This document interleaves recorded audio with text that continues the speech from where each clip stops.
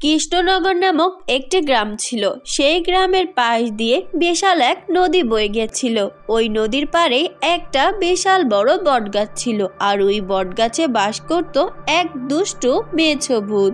সে খুব মাছ খেতে পছন্দ করত। যে ওই রাস্তা দিয়ে মাছ নিয়ে যেত, মেছো ভূত তার থেকে মাছ ছিনিয়ে নিত আর খুব মজা করে খেত। তাই তো ভয়ে কেউ ওই রাস্তা দিয়ে মাছ নিয়ে যেত না। অনেক দিন মেছো মাছ না খেয়ে বিরক্ত হয়ে বসেছিল। তখনই রামমোহন ওই রাস্তা দিয়ে যাওয়ার কথা চিন্তা করলো। আজকে তার শহর থেকে ফিরতে অনেকটাই দেরি হয়ে যায়। হাই হাই, শহর থেকে মাছ কিনতে যেয়ে আজকে কত দেরি করে ফেলেছি।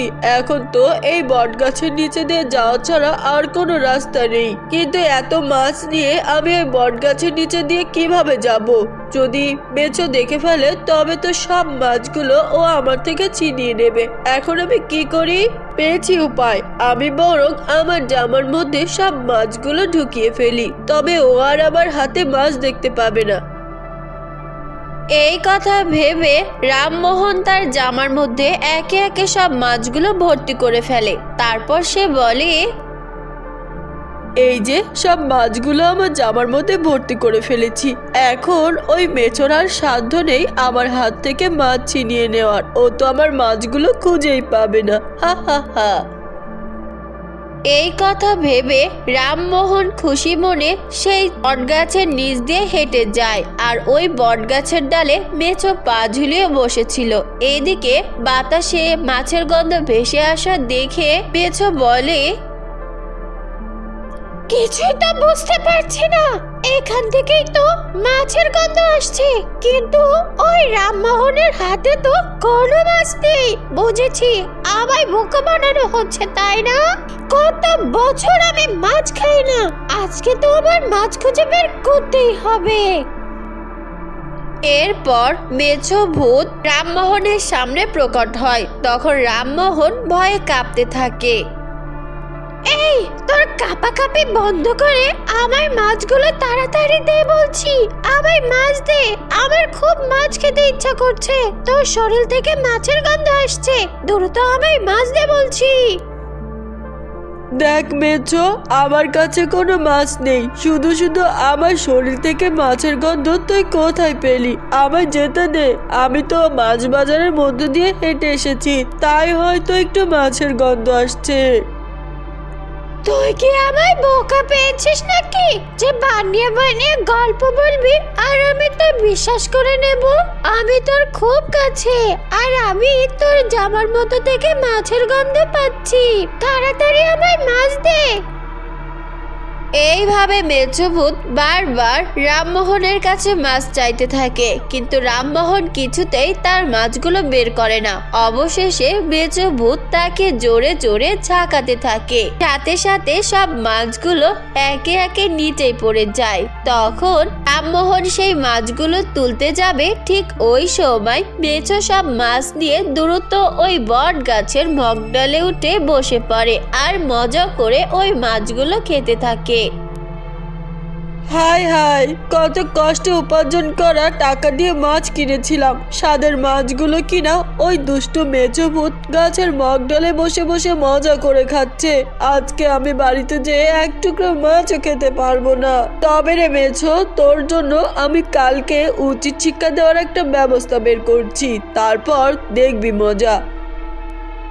এইসব কথা ভেবে রামমোহন মন খারাপ করে তার বাড়িতে চলে যায়। পরের দিন সে তার বাড়ির পাশে থাকা এক বুড়ির কাছে যায়। সেই বুড়ি মাটি দিয়ে অনেক কিছু তৈরি করত। রামমোহন তখন ওই বুড়িকে বলে, বুড়িমা, তুমি তো আজ পর্যন্ত মাটির হাঁড়ি পাতিল থেকে শুরু করে অনেক কিছু তৈরি করলে। আজকে তোমায় আমায় এক উপকার করতে হবে। তুমি পারবে এক বড়সড় মাটির তৈরি মাছ তৈরি করে দিতে? হ্যাঁ রে বাচ্চা, আমায় একদিন সময় দে, এ তো খুবই সহজ। আমি তোকে মাটি দিয়ে একদম মাছের আকৃতি একটা মাছ তৈরি করে দেব।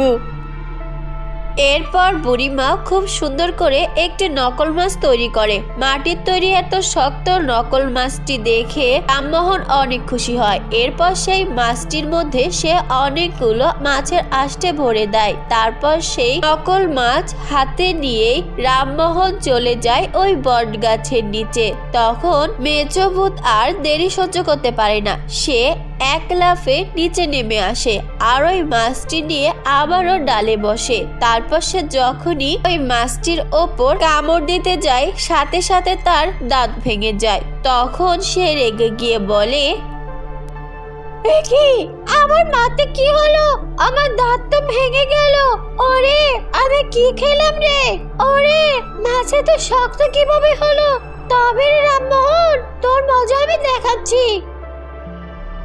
তারপর মেছো ভূত গাছ থেকে নেমে রামমোহনের গলা চেপে ধরে। তখন রামমোহন বলে, আমি কি জানি আমার ছেলের মাটির খেলনা মাছকে তুই সত্যিকারের মাছ ভাববি, তাই তো তুই তোর দাঁত হারালি। এতে আমার কি দোষ? আমি কি ইচ্ছা করে কিছু করেছি নাকি? তুই সব ইচ্ছা করেই করেছিস। যদি তুই ইচ্ছা করে না করে থাকিস তবে কালই আমার জন্য মাছ আনবি, আমি অনেক মাছ খাবো, এটাই তোর শাস্তি। আচ্ছা ঠিক আছে, আমি কালকে তোর জন্য মাছ আনবো। এখন আমার গলা তো ছাড়, আমার তো দম বন্ধ হয়ে গেল, মরে গেলাম, ছাড় আমায়।